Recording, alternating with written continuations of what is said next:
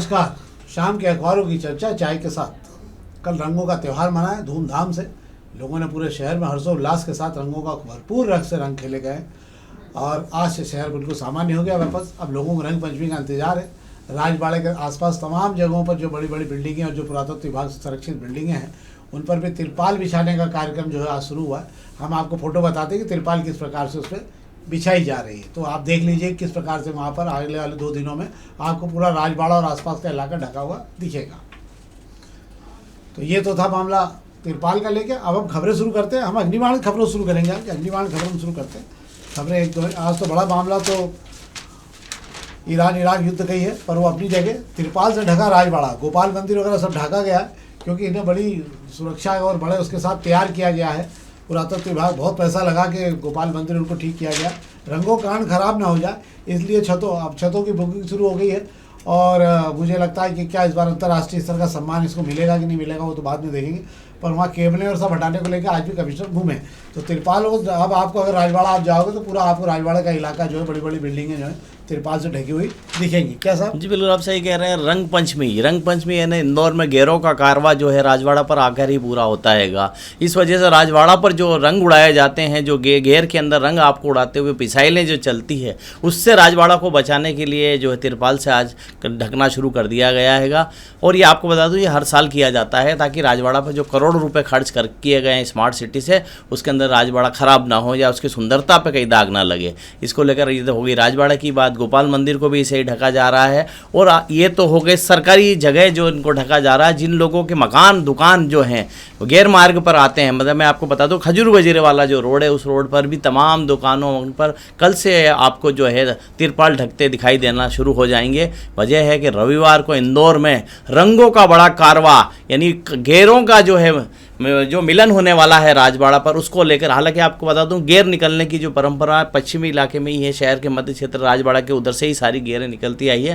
पर इस गेर में शामिल होने के लिए इंदौर के हर कोने से लोग जो है राजवाड़ा की तरफ पहुंचते हैं। अब तो विदेशी मेहमान भी आ रहे हैं और देश भर से जो मेहमान आ रहे हैं उनके बैठने के लिए टिकट का जो बुक माई शो से स्मार्ट सिटी से टिकट का इंतज़ाम भी किया गया। आप टिकट बुक करके जो है और आपको स्मार्ट सिटी से छत पर बैठकर वहीं चाय नाश्ते का भी आपको इंतज़ाम रहेगा। बैठ के आपके गेर का कारवा देख सकते हैं। वाह, ये पहला आयोजन जो गेरों का होता है और अपनों के लिए होता है ये आयोजन। इसमें आप यूनेस्को की टीम आएगी क्या इस बार? यूनेस्को की टीम इस बार नहीं आएगी। मैं आपको बता देता हूँ 2027 में जो है गेर का फिर से नंबर आना है।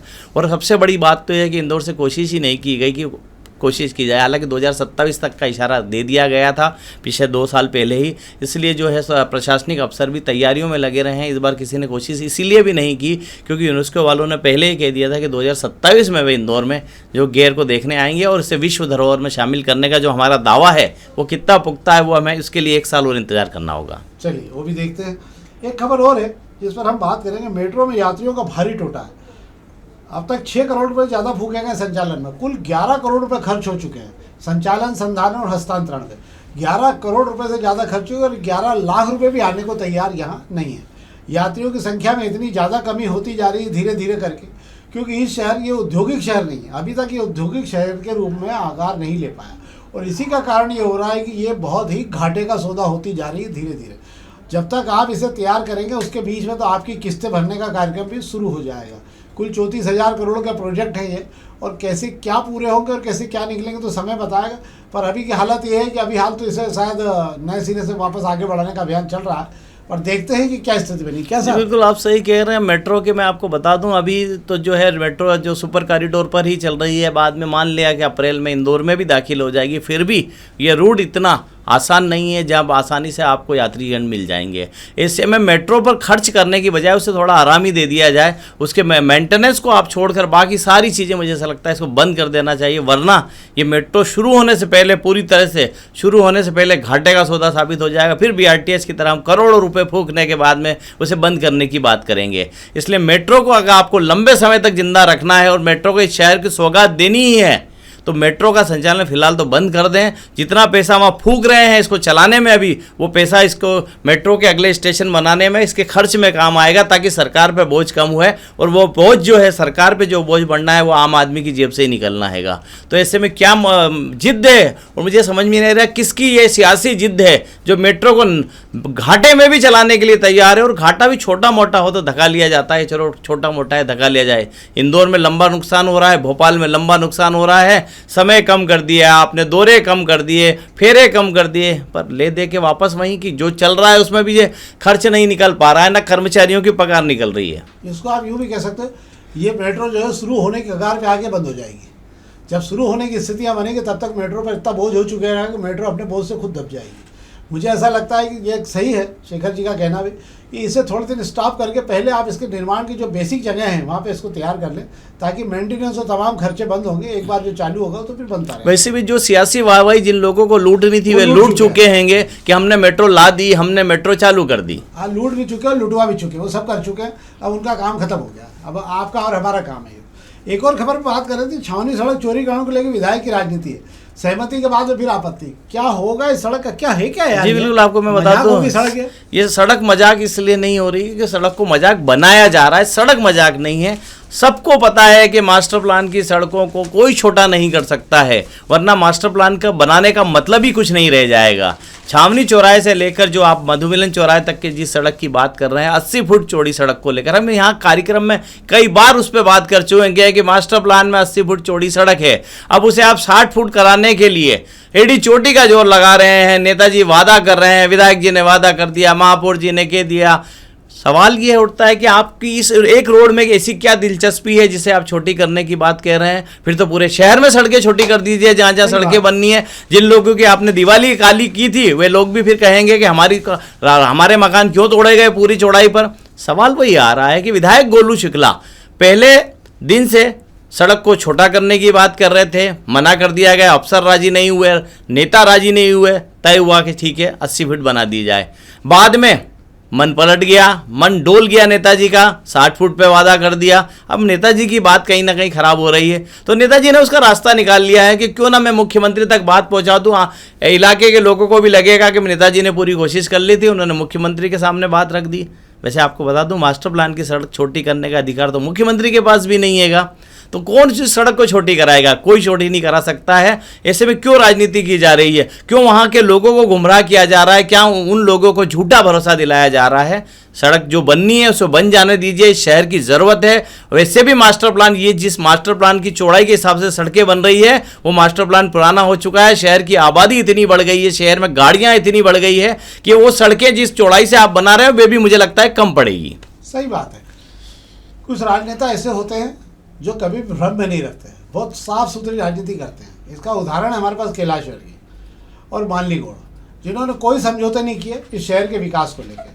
जहाँ रोड चौड़ा होना था वहाँ उन्होंने अपने क्षेत्र में बिल्कुल अड़ के रोड चौड़ा कराया और आज लोगों के लिए राहत बनाया। अपरिपक्व राजनीति का उदाहरण होता है जो गोलू शुक्ला कर रहे हैं। गोलू शुक्ला केवल अपने वोटों को बचाने की खातिर ये राजनीति कर रहे हैं कि वो सुभाष मार्ग पे भी खड़े हैं तो वो जो छावनी में भी खड़े हैं। उनको लगता है कि मेरा क्षेत्र जैसा उसका कबाड़ा होता रहे, पर मेरे वोट कम नहीं हो जाए, कहीं इसी चक्कर में ऐसा ना हो कि रोड के मेरे वोट कम हो जाए। जो लोग वोट की राजनीति करते हैं उनको समझना चाहिए कि इस शहर के विकास का मॉडल लोग देख के आपको ध्यान रखते हैं कि यार क्या बात है, आप में व्हील पावर होना चाहिए और निर्णय लेने की क्षमता होना चाहिए। मुझे लगता है गोलू शुक्ला को इसकी बहुत ज़्यादा ज़रूरत है। तो ये तो थी खबर अग्निबाण की। अब हम खबर प्रभातकरण खबर की बात कर लें। कुत्तों का कुछ नहीं कर सकते, मतलब वाकई ये हेडिंग बहुत अच्छा मुझे भी लगा। कुत्तों का तो वाकई कुछ नहीं कर सकते, आप बाकी सबका भी कुछ कर सकते हो, कुत्तों का कुछ नहीं कर सकते। कुल मिला के 4000 से ज़्यादा मामले कुत्तों के काटने के इस शहर में हो चुके हैं। मतलब हर क्षेत्र में कुत्ते किसी को भी काट सकते हैं और कुत्ते किसी से भिड़ सकते हैं, मतलब कोई इस पर आश्चर्य की बात नहीं है। ये शहर कुत्तों से बहुत परेशान हो चुका है। किसी ज़माने में कुत्तों को लेकर मनीष सिंह जी के कार्यकाल में भी अभियान चला था और उन्होंने कहा था कि कुत्ते जो हैं, ये जो पालतू कुत्ते लेके घूमते हैं उन पर भी उन्होंने कहा था कि शहर में गंदगी फैलाते हैं तो उनको 250 रुपये जुर्माना लगाया जाएगा। तो उस समय में जो है कुत्तों को लेकर हमने एक व्यंग भी लिखा था उस समय कि इस मामले को लेकर जो घरों में रहने वाले कुत्ते, जो धनाढ़ कुत्ते हैं, उनको बहुत गुस्सा आता है कि हम तो कभी सभी निकलते हैं, पर जो गटरों पे और चौराहों पे बैठे रहते हैं उनका क्या बिगाड़ रहे हो आप? वो तो दिन भर राजनीति करते रहते हैं। तो कुत्तों का आप कुछ नहीं बिगाड़ सकते। 4000 से मामला ज़्यादा हो चुके हैं और आज नगर निगम के कमिश्नर खुद घूमे और किसी महिला ने शिकायत की कुत्तों का क्या है, ये कुत्ते हमको काट पीट रहे हैं, घूमने नहीं देते। तो न काम कुछ नहीं कर सकते कुत्तों का। क्या साहब? जी बिल्कुल सही कह रहे हैं। नगर निगम कमिश्नर रोज की तरह जो है सुबह अपनी तफरी पे निकले थे, शहर को देखने निकले थे। आज उन्होंने गेर मार्ग को चुना था, जिस रास्ते से जो है गेर निकलनी है। 4 दिन पहले जब दौरा हुआ था तब कमिश्नर इंदौर में नहीं थे, नगर निगम कमिश्नर, तो वे उन्होंने आज अपने तामझाम अपनी टीम के साथ आज दौरा किया। वे भी जो है अपने टोरी कॉर्नर चौराहे से राजवाड़ा तक पहुंचे हैं। शीतला माता बाजार पर एक महिला ने कमिश्नर साहब को देखकर रोका और उनसे शिकायत की कि साहब कुत्तों से बहुत परेशान है, निकलना बड़ा मुश्किल हो रहा है। उस पर कमिश्नर साहब ने जवाब दिया कि कुत्तों का कुछ नहीं कर सकते। ऐसे में फिर वही सवाल उठता है कि नगर निगम जो करोड़ों रुपए नसबंदी पर खराब कर चुकी है और अभी भी पैसे फूके जा रहे हैं, ऐसे हवन कुंड में जो स्वाहा कर रहे हैं पैसों का, उसके आज भी नतीजे नहीं मिल रहे हैं, तो ये बेबसी बताती है नगर निगम की कि हम कुत्तों का कुछ नहीं कर सकते। साहब कुत्तों का कुछ तो करना होगा। सुप्रीम कोर्ट भी कह चुकी है अब तो कि वहाँ जो है धर्म स्थल रह जाए, आप एजुकेशन इंस्टीट्यूट हो जाए, यहाँ से कुत्तों को हटाइए और शेल्टर होम भेज दीजिए। अब हमारे यहाँ तो हालात ऐसे हैं कि कुत्तों को शेल्टर हमने भेजा देवगुराड़िया पर ट्रेचिंग ग्राउंड पर, वहाँ इतने कुत्ते ले जाके भर दिए जैसे जेल में हालात है कि जेल की क्षमता कम कैदियों को रखने की, हम ठूसे जा रहे हैं। वैसे ही वहाँ ट्रेचिंग ग्राउंड पर जो शेल्टर होम बनाए कुत्तों का, उनकी क्षमता कम है पर ठूसे जा रहे हैं। ठूस के अब नगर निगम के कर्मचारी थक गए हैं कि अब तो जगह नहीं बची है, अब आप कितना भी कर लीजिए, जो कुत्ते बचे हैं वे तो शहर में राज करेंगे, उन्हें वहीं रहने दें। हाँ, कुत्ते पे कुत्ते चढ़ के सो रहे हैं। कमिश्नर ने ये नहीं कहा कि मैं खुद कुत्तों से बहुत परेशान हूँ। तो ये तो थी अखबार खबरें जिस पर हमने एक बार आप दोपहर की खबरों की बात कर लेते हैं। दोपहर की पहले पेज की खबरों की आपसे बात कर ले रहा हूँ। ईरान का और अमेरिका का जो युद्ध चल रहा है, उसमें हालात अब आज 6वां दिन खत्म हो रहा है। 7वां दिन कल से शुरू होगा। 12 से 15 दिन का हमारे यहाँ भी पेट्रोल और डीजल का स्टॉक है। 15 दिन बाद हमारे यहाँ भी गाड़ियाँ गड़बड़ाने लग जाएगी। दूसरी ओर जहाज एसोसिएशन जो है, जो शिपिंग कॉर्पोरेशन ऑफ इंडिया से जुड़ी हुई जो जहाज है, जो जहाज़ों के मालिक हैं, उन्होंने आज प्रधानमंत्री को चिट्ठी लिख के कहा है कि हमारे सारे जहाज जो हैं वो पूरे हार्मूज की खाड़ी पर खड़े हुए हैं और 10,000 करोड़ रुपए से ज़्यादा का सामान लंगर डाल के जहाज़ों ने पटक रखा है, जो हिलने को तैयार नहीं, क्योंकि अब ईरान ने बिल्कुल मना कर दिया है कि उस खाड़ी से एक भी जहाज निकलेगा तो उड़ा दिया जाएगा। 3 जहाज भी उड़ा चुके हैं, एक भारतीय भी मारा गया है। इसके चलते हो ये रहा है कि अब आगे की स्थितियाँ धीरे धीरे खराब हो रही हैं। पर पेट्रोल डीजल से पहले गैस का संकट खड़ा हो जाएगा, क्योंकि हमारी 60% 70% जो आवश्यकता है, जो ओमान और कतर से पूरी होती थी गैस की, प्राकृतिक गैस की, LPG CNG वगैरह, ये सब वहाँ से बड़ा संकट खड़ा होने वाला है। अगले 7 दिनों बाद आपको पूरा घटनाक्रम देखने को मिलेगा और 1000 से ज़्यादा कंटेनर बड़े बड़े जो दुबई, कतर, मुस्लिम देशों में जाते थे, इसमें फल वगैरह, प्याज वगैरह सब जाया करता था, अनाज वगैरह जो सब्जियां जाती थी, वो सब सड़ रही हैं। कहीं से सरकार की कोई मदद नहीं है। कंटेनर के जो लोग हैं उनका कहना है कि एक दिन का किराया 8,000 रुपये लग रहा है हमको। अब तो थोड़े दिन बाद ही हो गए, कंटेनर अगर मिल भी गया तो भी किसी काम का इसलिए नहीं रहेगा, उसमें 60 से 70 80 हज़ार रुपये हमारे लग चुके होंगे कंटेनर के भाड़े के, और उस पर कोई रियायत मिलने की संभावना नहीं है। सरकार 2 रुपये भी देने को तैयार नहीं है। दूसरी ओर जो लोग, आपको बता दूं मैं एक और खबर जो आपको था कि पिछले दिनों इंदौर जो लोग लौट के आए हैं, सरकार ने किसी कोई मदद नहीं की। जो इंदौर आए उन्होंने 1-1 लाख रुपए का टिकट खरीदा था। 1-1 लाख रुपए का टिकट खरीद के ये 8 या 10 कारोबारी और जमीन के कारोबारी और ये सब राजनेता जो आए, 1-1 लाख रुपए दे के आए, जान बचाने के लिए, जान बचाने के लिए आए। पर इनके जाने आने से अंतर नहीं पड़ता। अभी बहुत बड़े लोग वहाँ फंसे पड़े हैं जो अपने टिकट के नंबर का इंतजार कर रहे हैं, क्योंकि फ्लाइट के किराए कम नहीं हुए, किराए बढ़ा दिए। तो इस प्रकार की लूटपाट वहाँ बहुत तेज़ी से चल रही है। एक खबर ये थी जिस पर हमने आपसे बात की। एक खबर पर और हम बात कर लें यार, गुमास्ता नगर के बोरिंग को लेकर हमने आपको कुछ फोटो बताते हैं कि बोरिंगों का पानी कैसा आ रहा है। और गुमास्ता नगर के बोरिंग को लेकर वहाँ इतना गंदा पानी जा चुका है बोरिंग के अंदर कि अब लोगों को उल्टी दस्त वगैरह की शिकायतें बढ़ने लगी। चूँकि वहाँ सक्षम लोग हैं तो अब इधर उधर जाके जहाँ जिसको इलाज कराना वो करा रहा है। पर उन्होंने नगर निगम को भी शिकायत लगाई है। नगर निगम को उन्होंने मैसेज वगैरह सब भेजा, तो मैसेज में उनको क्या कहा है, क्या नहीं कहा, क्या है सारी। जी हाँ, बिल्कुल आप सही कह रहे हैं। अगर गंदे पानी के मामले में नगर निगम कितना लापरवाह है, हम भागीरथपुरा कांड से देख चुके हैं। 36 मौतों के बाद भी शहर में जितनी भी शिकायतें एप 311 पर होती है, कितनी तरफ से ध्यान दिया जाए, कितना प्यार से जवाब दिया जाता है कि आप अगली बार शिकायत करना ही भूल जाएंगे। बात गुमास्ता नगर की हो रही, गुमास्ता नगर के बोरिंग में गंदा पानी आ रहा है। शिकायत करने पर नगर निगम की तरफ से जवाब दिया जाता है कि आपके धैर्य की तारीफ करना होगी, आप थोड़ा और धैर्य बनाए रखिए। हम लोग जो है आपकी शिकायत पर अमल कर रहे हैं, काम कर रहे हैं, पर गुमास्ता नगर के लोगों का कहना है यहाँ तो कोई नज़र आता नहीं। अफसर कहाँ बैठकर काम कर रहे हैं ये समझ से परे है। दफ्तर में से बैठकर जो शिकायत को ख़त्म कराने के लिए जवाब दे दिए जाते हैं। ऐसे ही हालात है द्वारकाधीश कॉलोनी के भी हो रहे हैं। द्वारकाधीश कॉलोनी में सीवर लाइन चौक होते ही पर नर्मदा के हौज में गंदा पानी आ जाता है। गंदा काला मटपेला पानी देखकर लोग 1 साल से शिकायत कर रहे हैं, पर कोई सुनने को तैयार नहीं। हालांकि वहाँ भी अफसर जो है बड़े ही तरीके से जवाब देते हैं कि 60% लाइन बदलने का काम हो गया, 40% और बाकी है, थोड़ा और देर रखिए। कितने दिन देर रखेंगे? ये तो 5 कॉलोनी के लोग हैं, मान लो बीमार भी हो गए तो अस्पताल में इलाज करा सकते हैं, बड़े डॉक्टर के पास जा सकते हैं, इसलिए पता नहीं चल रहा है। वरना भागीरथपुरा जैसे कांड होता है, छोटी कोई बस्ती होती तो इस शहर में हाहाकार मच चुका होता। हालांकि बात कर ली जाए, गुमास्ता नगर में गंदा पानी है, द्वारकाधीश कॉलोनी में गंदा पानी है, भागीरथपुरा में तो गंदा पानी चल ही रहा था, साकेत नगर में भी गंदा पानी है, पलासिया में भी गंदा, इस शहर के हर कोने में गंदा पानी है। तो नगर निगम की बेबसी है कि नगर निगम गंदा पानी पे ही काम नहीं कर पा रहा है। बाकी समस्या की अगर बात करते हैं तो